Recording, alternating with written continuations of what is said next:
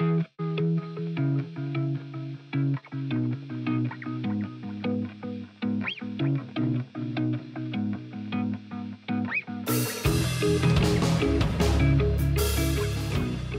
doctrine sociale de l'Église, on peut dire, c'est la rencontre du message évangélique, de l'Évangile, avec les questions qui traversent notre société, les questions économiques, sociales, politiques, la question du travail, la démocratie, la question de l'argent, les inégalités, le développement.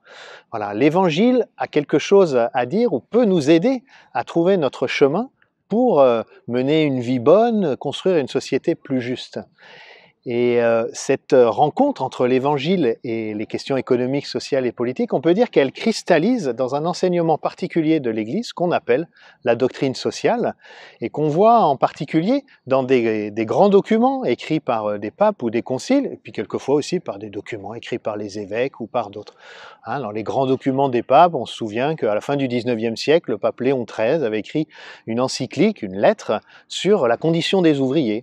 Dans les années 60, le pape Paul VI a écrit sur le développement humain intégral. Plus récemment, le pape a écrit sur l'écologie, Laudato Si, et puis plus récemment encore, Fratelli Tutti, sur la fraternité.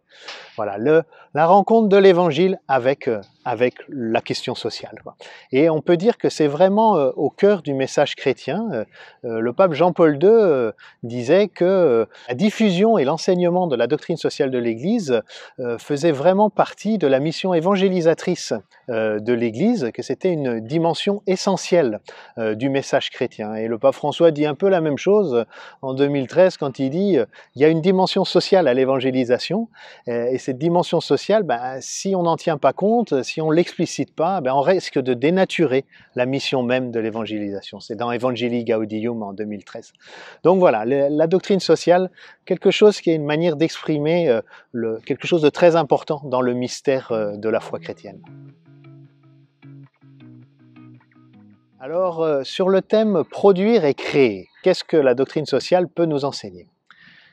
Quand j'entends associer produire et créer, ça me fait tout de suite penser à l'enseignement du pape Jean-Paul II dans l'encyclique, dans la lettre de 1980 qui s'appelle Laborem Exercens, qui est sur le travail humain. Ça fait penser à cette réflexion sur le travail humain, parce que dans cette réflexion, le pape souligne que travailler, le travail humain, c'est quelque part s'associer à l'acte de création de Dieu, quoi. Nous sommes créés, êtres humains, à l'image et à la ressemblance de Dieu, donc on est appelé finalement à imiter Dieu, mais particulièrement dans son acte de création. Et on sait que la création, c'est d'abord quelque chose de bon. Hein. Dans le livre de la Genèse, on entend la création est bonne. Donc voilà, le travail humain comme quelque chose, le travail humain au sens large, hein, produire, créer, c'est l'activité humaine. C'est à la fois, ça peut être manuel, ça peut être intellectuel, ça peut être salarié ou ça ne peut pas l'être, mais toute cette activité de transformation,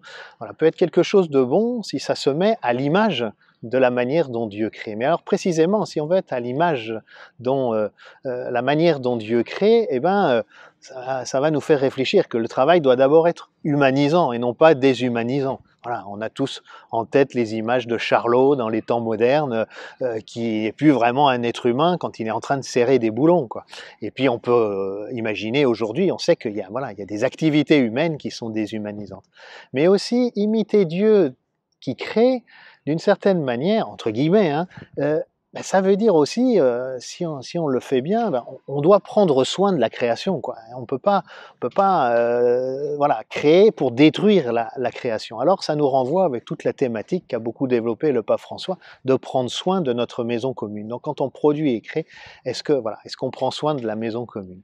Et puis, de cette réflexion sur le travail qui date déjà un petit peu de quelques années de Jean-Paul II, je retiens aussi qu'à la fin de son encyclique, il associait le travail alors à la question de la création, mais aussi à la figure de Jésus. Rappelons-nous que Jésus, lui-même, a été charpentier, a eu une activité, il a créé, il a produit.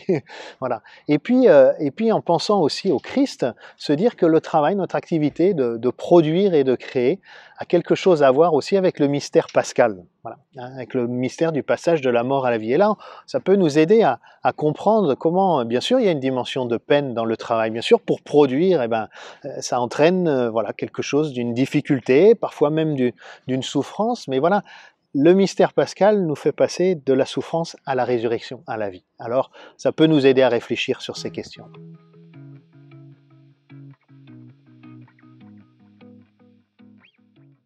Quelle empreinte? Quelle empreinte? Eh bien, je crois que la doctrine sociale de l'Église peut nous aider à réfléchir aussi. Ben, quelle empreinte? Qu'est-ce qu'on laisse? Voilà, qu'est-ce que ça fait en nous et sur ce qui nous environne? Qu'est-ce que ça fait sur nous-mêmes, sur les autres, sur la création qui nous entoure, sur l'environnement qui nous entoure, que de produire, de créer, de travailler. Et alors, dans la doctrine sociale de l'Église, on aime bien parler de quelques grands principes qui structurent un petit peu notre réflexion, puis qui nous inspirent, encore une fois, toujours pour créer ce monde plus juste et vivre cette vie meilleure. Alors, on parle de la dignité de la personne humaine et du bien commun. Et comment, quand on produit et on crée, on est respectueux de la dignité de toute personne humaine.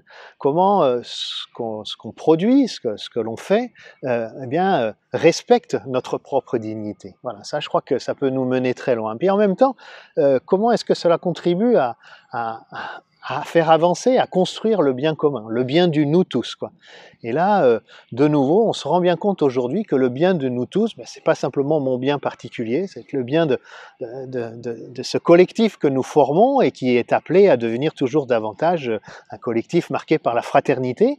Et puis, on peut pas ne pas tenir compte de cet environnement dans lequel nous sommes. Donc, encore une fois, l'empreinte que je laisse, voilà. Est-ce que c'est comme le pape François le souligne dans Laudato Si, qu'on est en train de créer des montagnes de déchets, quoi, qu'on transforme la terre en... Il parle d'un dépotoir, quoi. Voilà. Ça, c'est pas le genre d'empreinte qu'on souhaite laisser. Mais est-ce qu'au contraire, on crée de la beauté, on crée voilà, de la vie.